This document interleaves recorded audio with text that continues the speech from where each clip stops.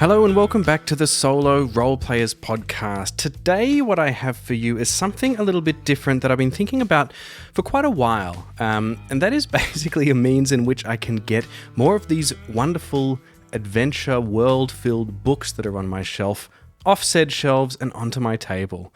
And that I find that can be difficult. I mean, it feels like there's a lot of work involved. I know some of the guests I've spoken to, like Thomas from Board Games with Thomas, we talked about this on that episode, that it just feels like such a commitment to learn this whole rule system. So something I've wanted to do is experiment with this idea of like a solo RPG one-shot, where basically you get the book off your shelf. I'm going to give myself like an hour to do a little bit of setup, character creation, a little bit of world building maybe, and then basically just play and look up the rules as they come along. And if I don't find them, I'll just sort of ignore them and use something from Mythic or some other oracle or something like that.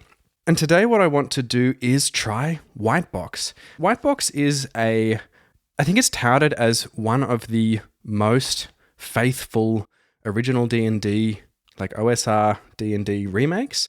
I don't know a huge bunch about it. I haven't read much of it. I've made the character, I've looked a bit into it, and it seems to be that one of the main features of it is that it doesn't overload you with rules and sort of allows the role-playing to just sort of take over.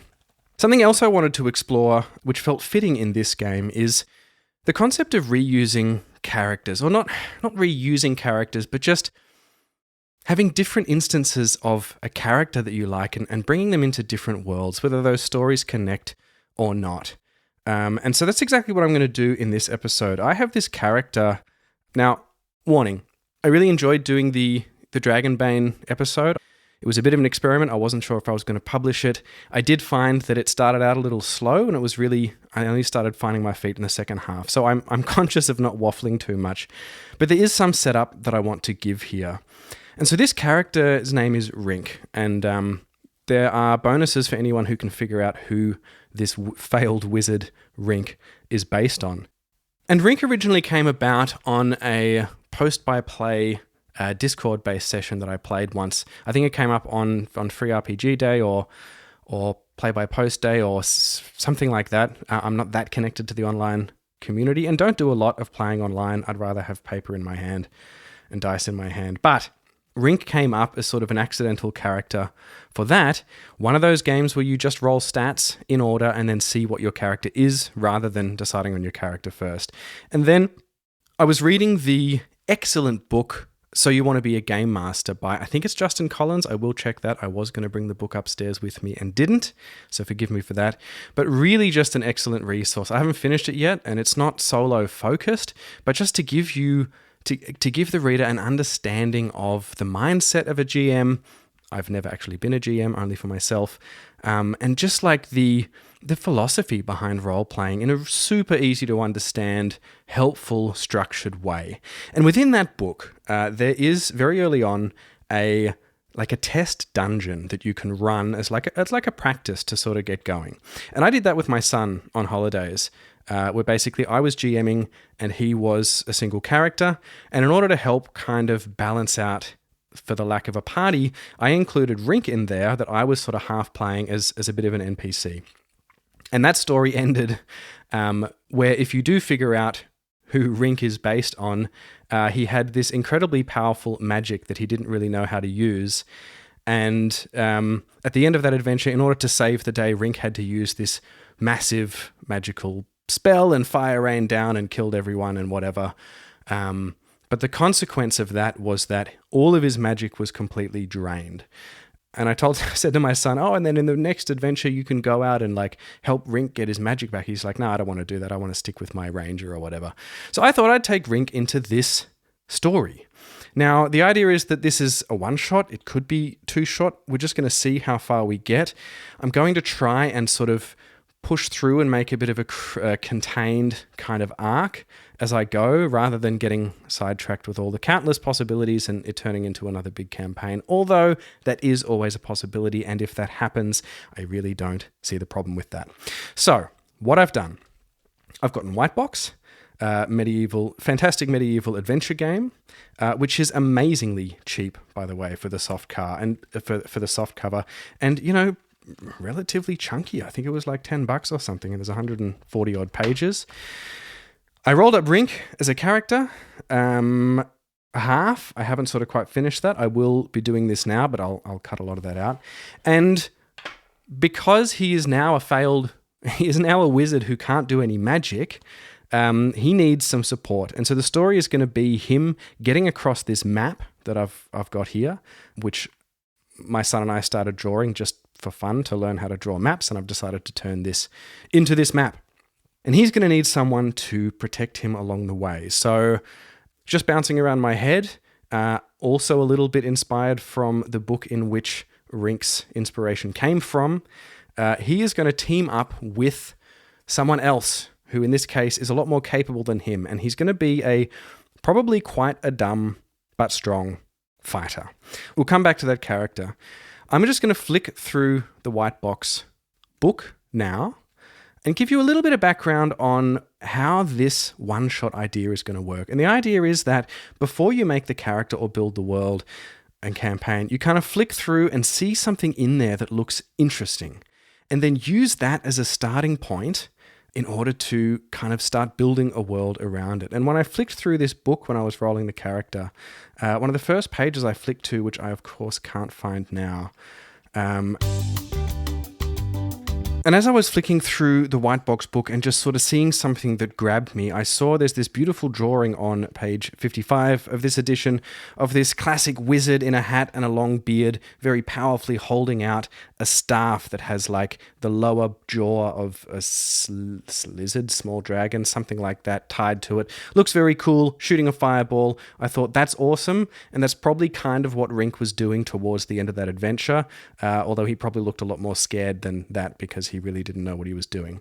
So my idea was that Rink was using this magic staff, and that was sort of the source of all of his power. He didn't do very well with magic.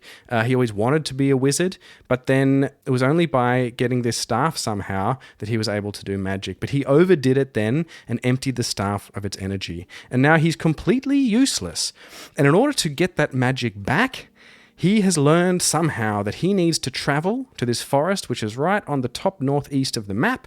In a forest, we're starting down the opposite corner of that, where there is some sort of druid or wizard's tower or something like that who is going to potentially help him recharge this staff and get back that power that he now got a taste of.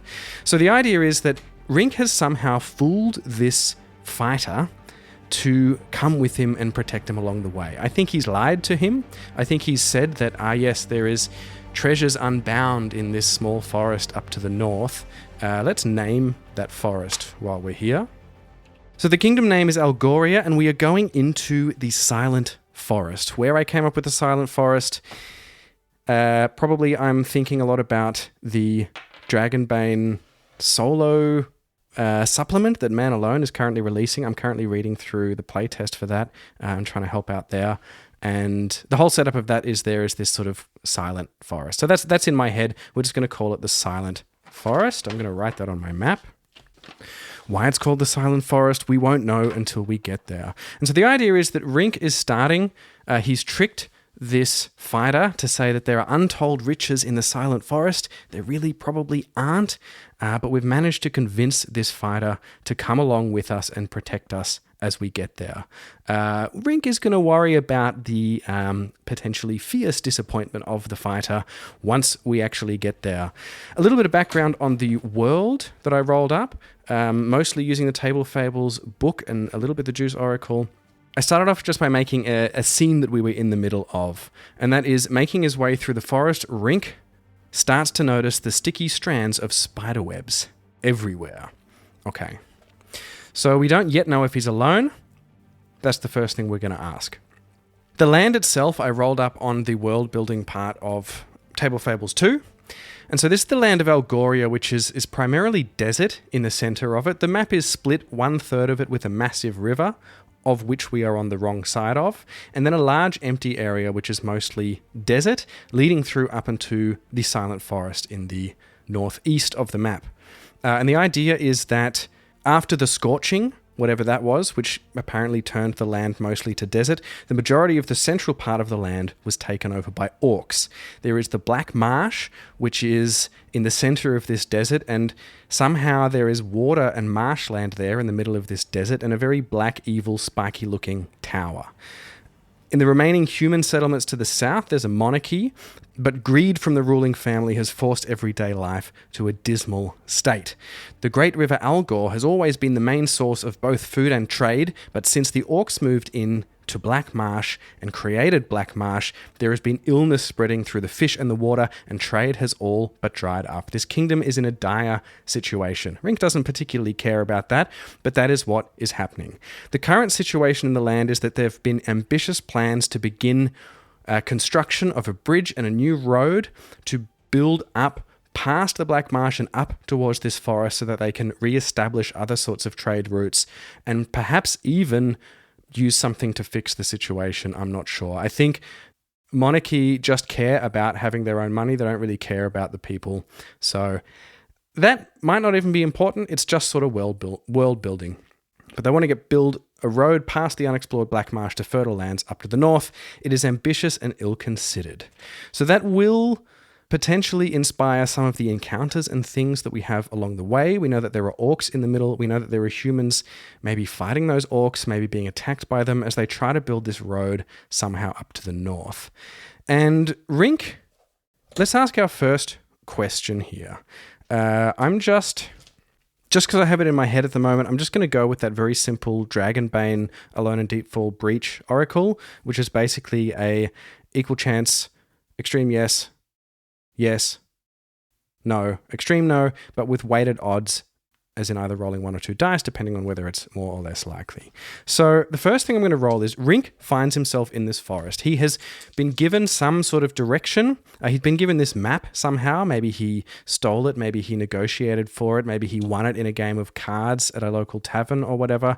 But he's gotten this map and the information that someone in the Silent Forest may be able to help him recharge his staff and regain that power that he has now gotten a taste for and feels helpless without. So my first question, we know that Rink starts, he is making his way through the forest and he starts to see the sticky strands of spider webs everywhere. The first question is the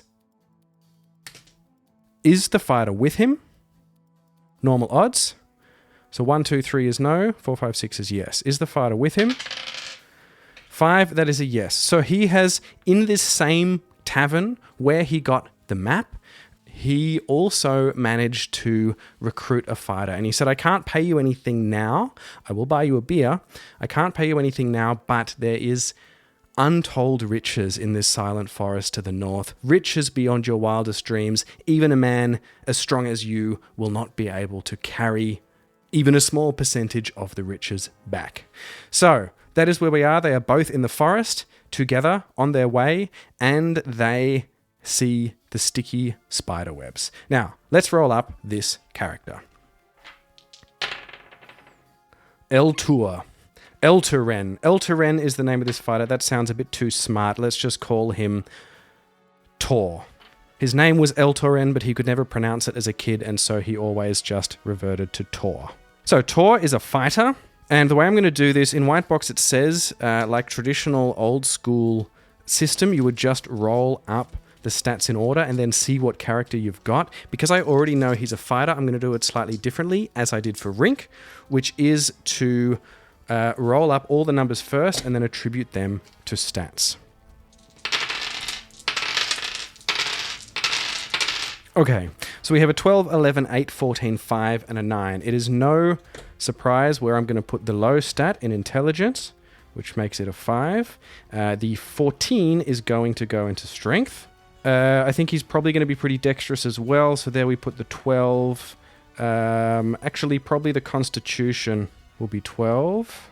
Dex 11. We still have an 8 and a 9 to go, so we're going to have wisdom 8, charisma 9.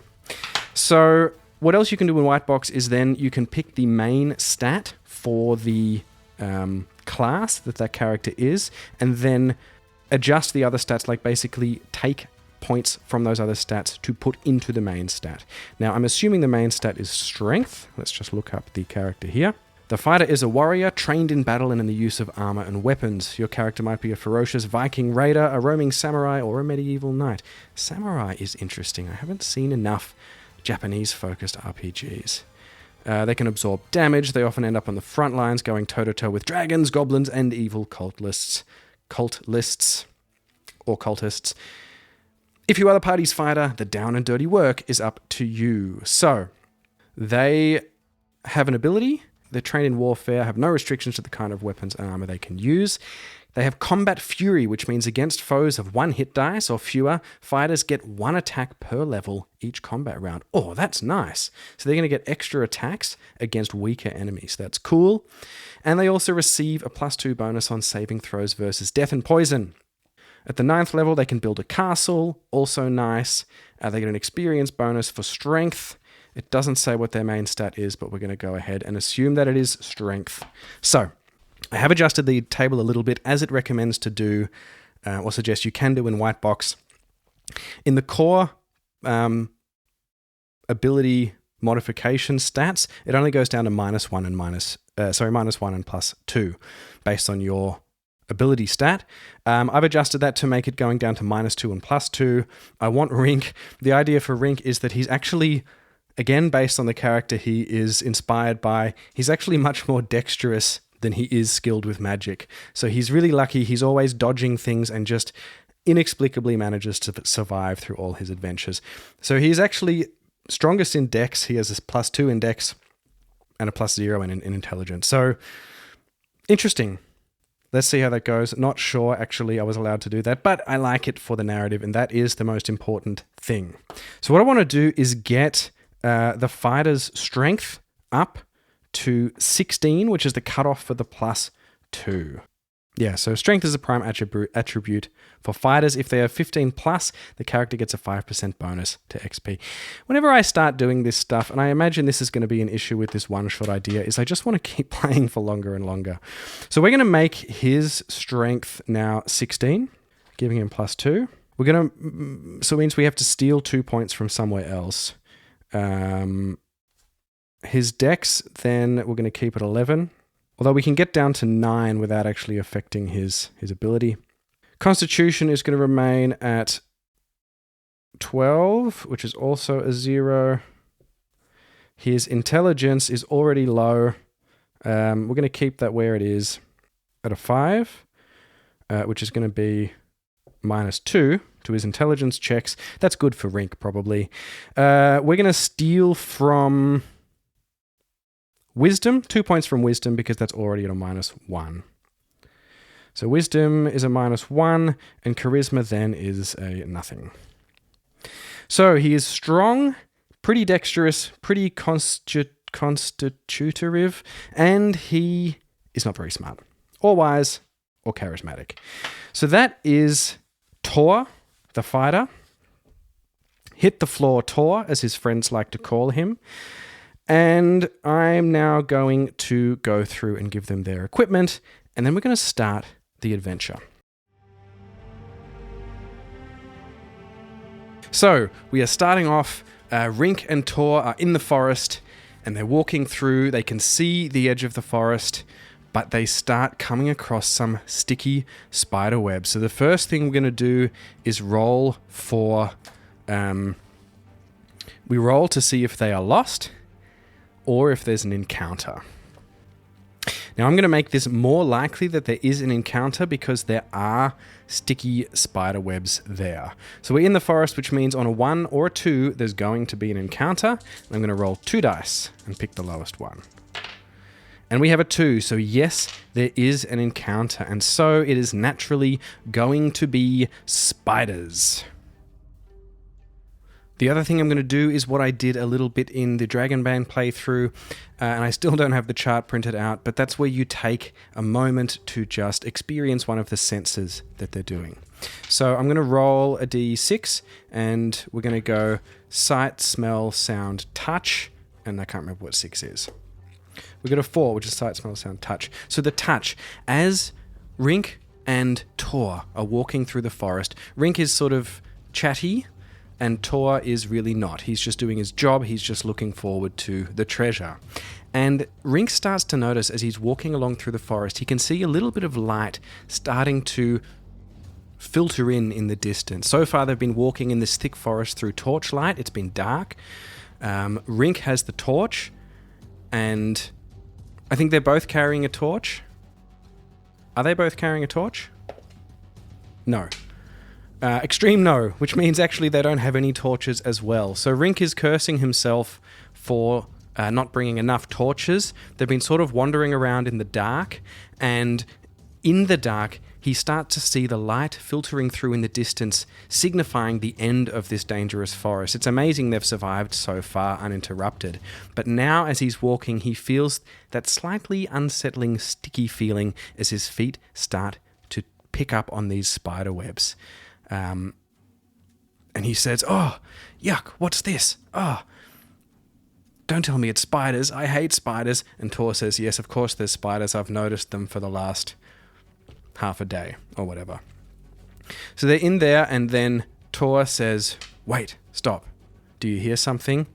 And they are come upon by spiders. Are they surprised? No, they're not surprised. But we're going to see how many spiders there are. 1, 2, or 3 spiders. I rolled a 5, which means there are 3 spiders. Now, these spiders have 2 hit dice plus 2. So, spider number 1. Spider number 1 has 10 hit points. Number 2 has 10 hit points. And number 3 has 9 hit points.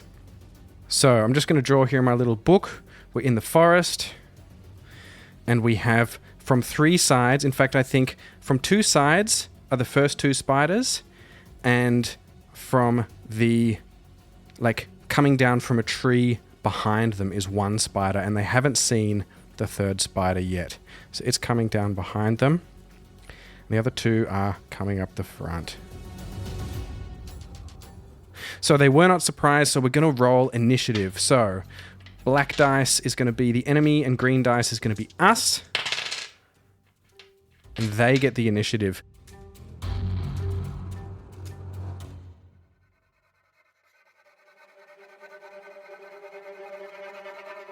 The spiders come down, and Rink runs straight over to a tree and puts his back up against the tree, and Tor grips his longsword, his 2-handed longsword. A couple of rules that I'm going to modify here. The characters are going to be level 2 because it just ameliorates some of the fact that they're a small party, and otherwise it's going to be unbalanced. Perhaps, I don't know. So I'm going to start them at level 2. The fighter, as a skill for the fighter, he can do multiple attacks against 1 hit die enemies. Unfortunately, these spiders are not them. But he is also going to get advantage on all his attacks with a 2-handed weapon. So his 2-handed weapon gets +1 damage, and he's going to get advantage on the roll. So, spider number 3 is going to attack. And will he attack Rink, or will he attack Tor? 1 to 3 is Rink. That's a 1, so unfortunately he is attacking Rink. Upon realizing that the spiders are here and it is getting lighter, it must just be morning as well, and now they can see a little bit in the dark. And Rink staggers backwards and puts his back up against a tree and sort of clutching his staff to his chest. He also has a little sling, which magic users aren't supposed to use, but he's not a very good magic user. He probably trained with a sling for fun while everyone else was studying. I don't know. So he's got his staff in his hands, and he's backed up against the wall, against the tree, and one of the spiders from the front, so S1, is going to come up and going to attack him. Now, that spider is going to hit him on a 10, and the spider is a 13. So the spider does hit, and it is doing a bite. Bit of description, as we sort of know about spiders, but they are aggressive hunters, and only the greater giant spiders are web builders. So these are some of the greater giant spiders. Spider webs require a saving throw to avoid becoming stuck, and those who make their saving throw can fight and move 5 feet 5 feet per round into the webs. Giant spiders surprise on a roll of 1 to 5, being able to hide well in the shadows. A giant spider's bite is very poisonous. So in fact, we were surprised, and they're getting a free hit in before we even roll initiative. So I think instead of running back to the tree at first, the first thing that happens is the spider comes down behind, just as Rink is realizing that these sticky spider webs are there, and the spider comes up behind and bites him in the back of the leg.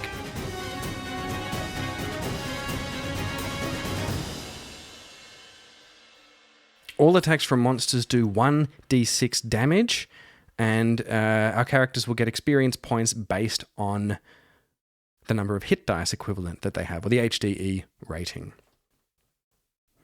So the spider drops slowly down behind him, bites Rink in the back of the leg, and he screams, a little too highly pitched for Tor's liking, and the spider is going to do, 8 points of damage, which... 8 points of damage takes Rink down to 0 hit points. And we need to see if he's poisoned. So he needs a saving throw of 14.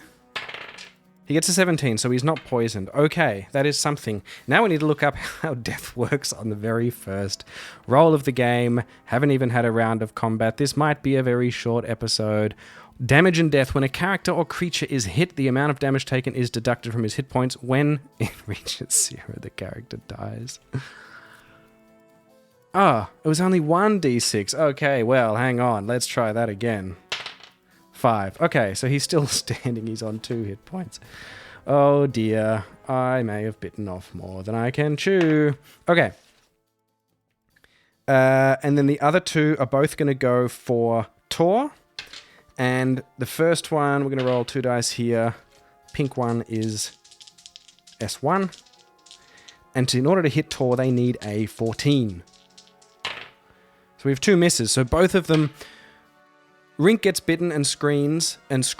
Tor is then instantly cat-like ready, and as both spiders run toward him from each side, he sees them emerging from the darkness, and he rolls forward, rolling like over his sword. He rolls forward and jumps up and turns around, facing them. And now we get to roll for initiative. Hopefully we get a chance on this, and it is both a 6, which means the attacks happen simultaneously. But I think we're just going to re-roll that, which it says you can do for sake of simplicity, and that means they go first. So I do believe there is here for damage and death a less harsh method. Referees have different ideas concerning how lethal a game should be. For this reason, many allow characters to become unconscious at 0 HP, with death staved off until a character reaches some predetermined negative number. I can't remember how it works in D&D. Let's say he gets 3 saving throws, which can be made with advantage if someone is helping him, if and when he does get down to 0 hit points now, in which case he gets back 1d6 hit points. Probably just 1 hit point. While we're here, let's look up at how healing works. And healing, in addition to the various magical means of restoring hit points, a character will recover 1 full hit point per day of rest. 4 weeks of rest will recover all of a character's HP. Oh my, that is going to be difficult for healing. We've bitten off more than we can chew. 3 spiders were probably too many spiders. But let's see how we go, and if not, I will just start this again. So, it is now the spider's turn again. The other spider is now going to bite Rink. Rink has now backed off and run to the tree and put his back to it. I think I'm going to allow, because I really like this. Okay, what I'm going to do is, one of the nice things about the WhiteBox is it really encourages you to add your own rules. So based on some other games I've played, like League of Dungeoneers, which I really like, where you can like set yourself up for a parry. So what I'm going to do is they can either move, they can do a major action and a minor action, say. So the major action is generally attacking or a spell. The minor action is going to be either moving or preparing, like preparing to dodge. So we'll call it dodge.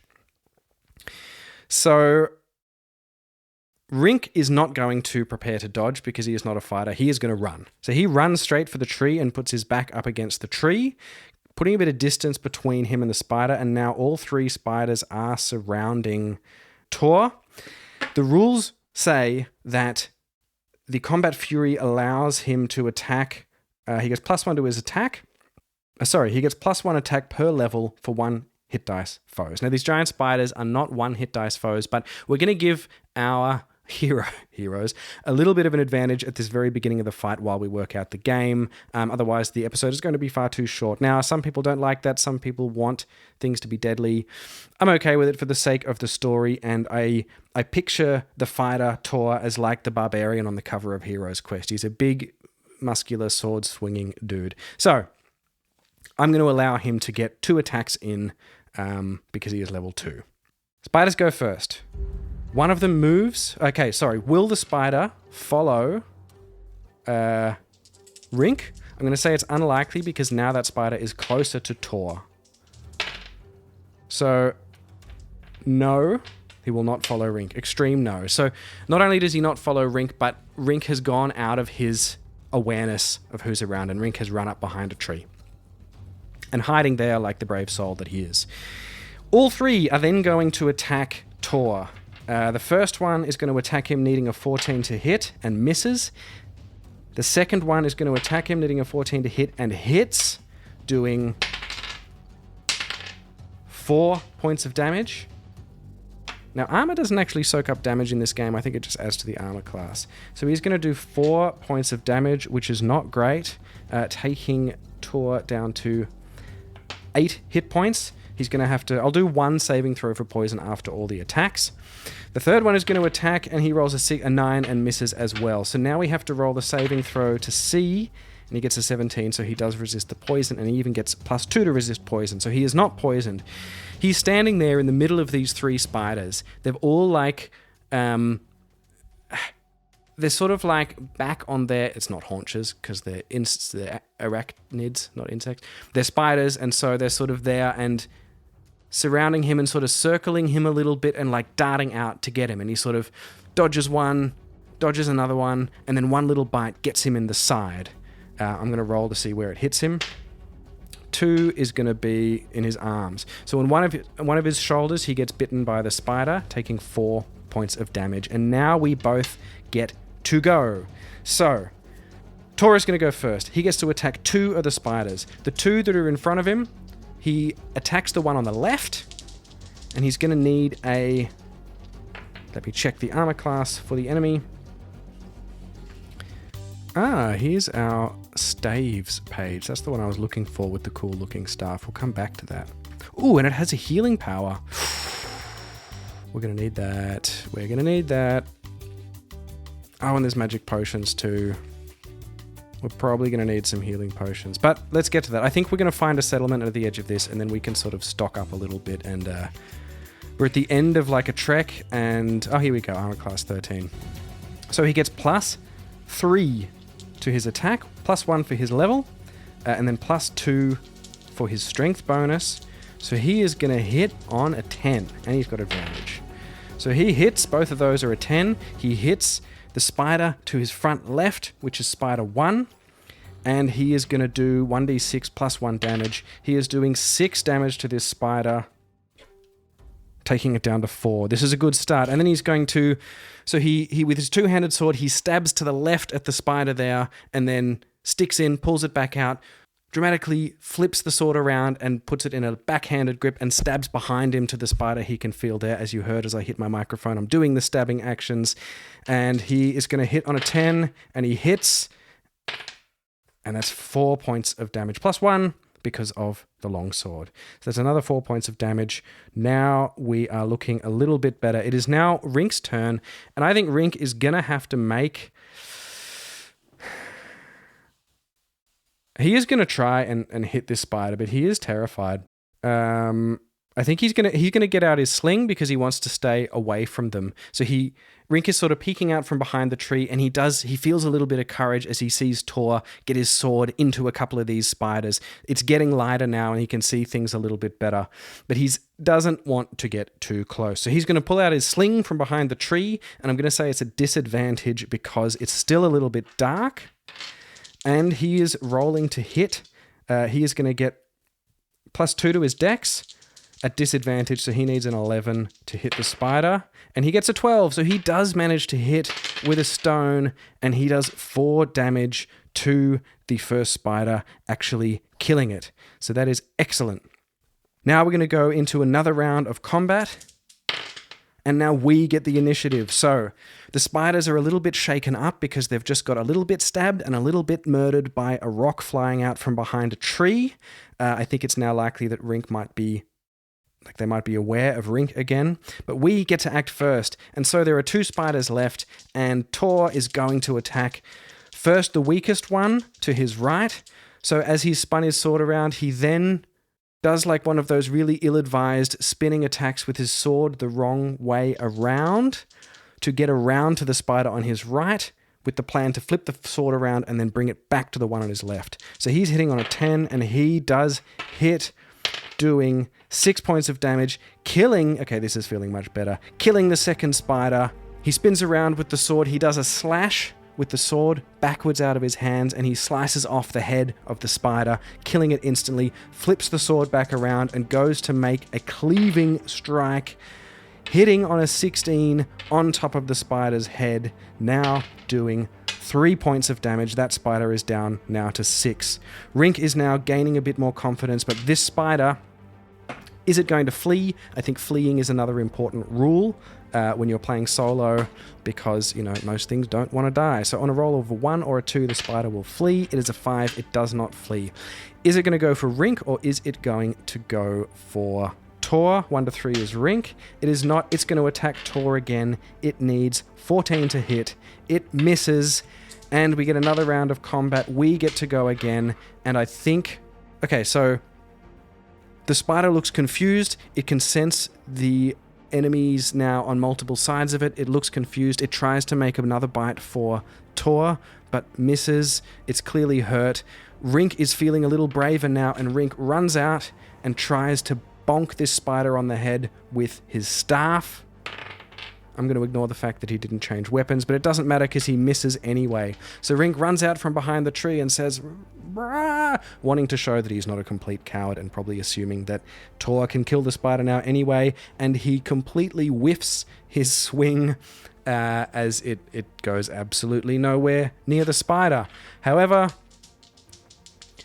after pulling the previous overhead blow strike out of the top of the spider's abdomen, Tor is going to roll again, and he now gets an 18, which is another hit, and he's going to do only 2 points of damage, so he's still not dead yet, taking it down to 4. Now we're going to roll again. We see if the spider flees. Oh no, sorry, it's the spider's turn before we see if it flees. It is now going for Rink. He's turned. They're both now... Rink is sort of to the side of the spider, but the spider notices it and does like a sideways sort of attack to Rink. Rolling a 13 and hitting him and doing 1 point of damage, taking Rink down to 1 hit point. This was a bad idea for him to get involved in this fight, and he has to make a saving throw, which he fails, so he is now poisoned. We will look up what poison does, but I think... Probably Tor is going to have to carry Rink to the nearest village. On the map here, near the water there is a fishing village, which is part of the northern part of this kingdom, which we'll talk about when it becomes relevant. Now we get to see if the spider flees, and it's a 2, so the spider does run away. He gets the last little bite on Rink as he is running past and flees back into the forest and climbs up a tree, not to be seen. Rink passes out at this point and wakes up again when they are at the water's edge. So Rink, he's having a dream of being told by the doctor that he has to stay in bed for a month and should not leave the house and do any adventuring whatsoever, and he's very pleased with the idea of this dream.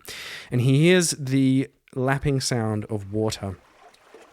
And as he comes to, he's staring into a blue sky speckled with some clouds, and he hears, in fact, let's roll the awareness again, sight, smell, sound, feel.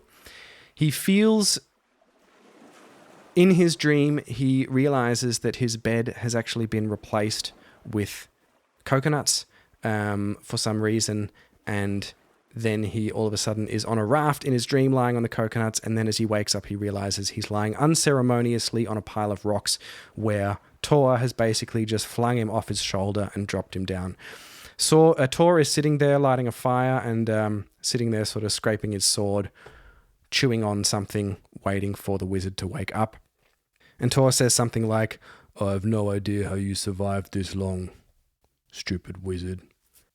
Now, Rink does have this map, and he figures that he knows where this water's edge is, and that by his calculation, they should be able to get there in a day's worth of travel. It's sort of mid-morning now, so they are going to camp here for the night to see if he can heal up another hit point, and then make their way on a day's travel to the fishing village. So let's see, while they're camping, if there is an encounter on 1 or 2. No, there's not. So they happily sit there for a day.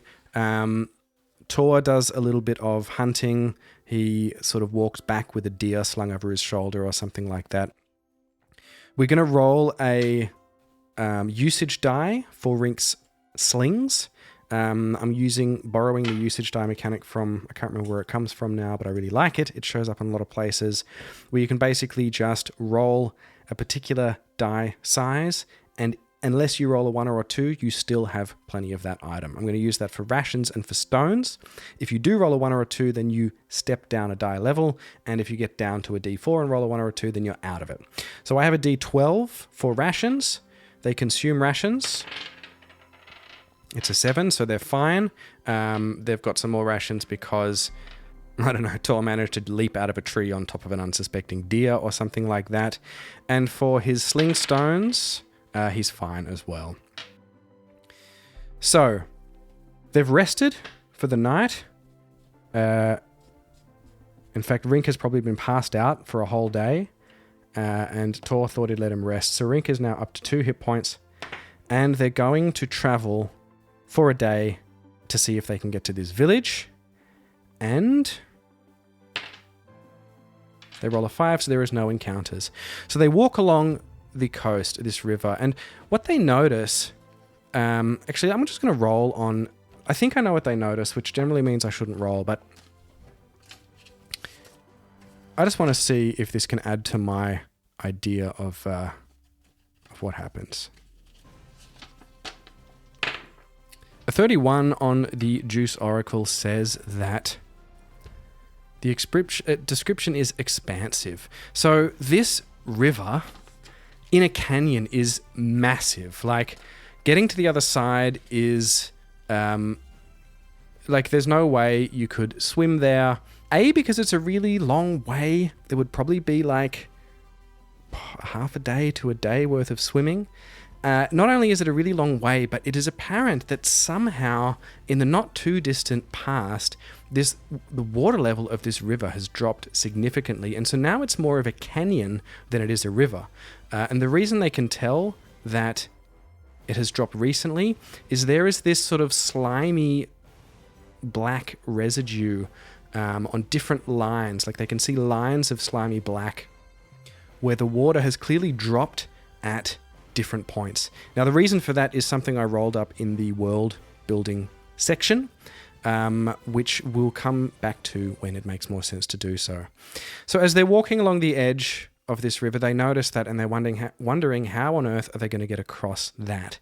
As they come to this village, they see a few scattered sort of fishing type houses, mostly abandoned though, because the fishing trade has gone to hell in this kingdom of Algoria, which is why the bad monarch who doesn't care about their people, has decided to try and build a road to the fertile lands to the north so they can expand their trade beyond just fishing. As they get to the village, their suspicions about the dropping water level is confirmed because they see a little pier sticking out of to the north side of the village, and the pier is like 20 meters, 30. Let's see how far it is.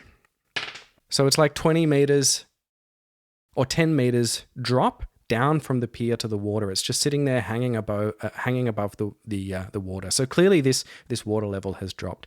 So they're going to get to the fishing village, and there they're going to ask around and find a little bit out about what's happening, probably in a tavern because fighters need taverns. And they're going to go from there and continue their way north. This is already, as I suspected, might be turning into a slightly longer adventure and not a one-shot. I'm going to put this under the actual play title. I suspect that may happen with all my one-shot attempts because the stories creating themselves are just so much fun. So that was an introduction to WhiteBox. I'm going to go back and now that I have a feel for it, I feel a bit happier about reading into some more of the rules and maybe stocking ourselves up a little bit better. But what I wanted to demonstrate there was without having committed to reading the rules, you can actually sit down and just start playing and kind of fake it till you make it. And then once you have a bit of a grasp for it and you sort of find out what's important, i.e. healing, then you can dig in a little bit more and look for those things that are important and going to support your gameplay. So thank you very much for joining me today on this one-shot / actual play adventure in WhiteBox on the Solo Role Players podcast. I have a heap more interviews coming up and booked. I'm not sure when exactly it's going to air, but one of the reasons I was inspired to bring Rink into this other setting was I noticed on some of Geek Gamer's videos that she talks about having characters that have multiple existences as she carries them with her along into these different worlds. And that's something I really want to talk to her about in our planned upcoming interview.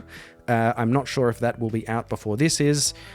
Time is meaningless, especially when it comes to recorded podcasting. Yeah. I have another interview coming up or already out with Daniel from the Dungeon Dive. I'm really looking forward to that one. I really want to get back to play some more Dragonbane. I started reading through Man Alone's solo supplement that he sent out to members of his channel for playtesting, and already I really, really like it. And I think I will absolutely, I'm only a few pages in, but already I am absolutely going to bring in some of the elements into my solo play, specifically one about running NPCs, like Tor in this case. I'm sort of not treating him as a fully controllable character. I mean, I can sort of decide when he attacks and whatever else, but I think I'd like to do a playthrough of it, maybe on the show, or maybe just bring in some of the tools and talk about it. But keep an eye out for that. Any Dragonbane is good Dragonbane. Solo Dragonbane is gooder Dragonbane. If you're a solo role player, thank you again. I hope you enjoyed this show. I know it was a little bit different, possibly a little bit waffly. I didn't know what I'm doing, but I actually think that can be a really encouraging thing for you to just get out there and start trying. So many of us have games on our shelves that we haven't played. So thank you. You can contact me at soloroleplayerspodcast@gmail.com, or you can find me hanging around on the Reddit threads under the name PJ Sack.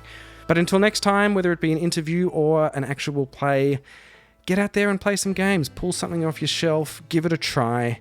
And you never know, it might just turn into a grand adventure. Thank you very much, and I'll see you next time on the show.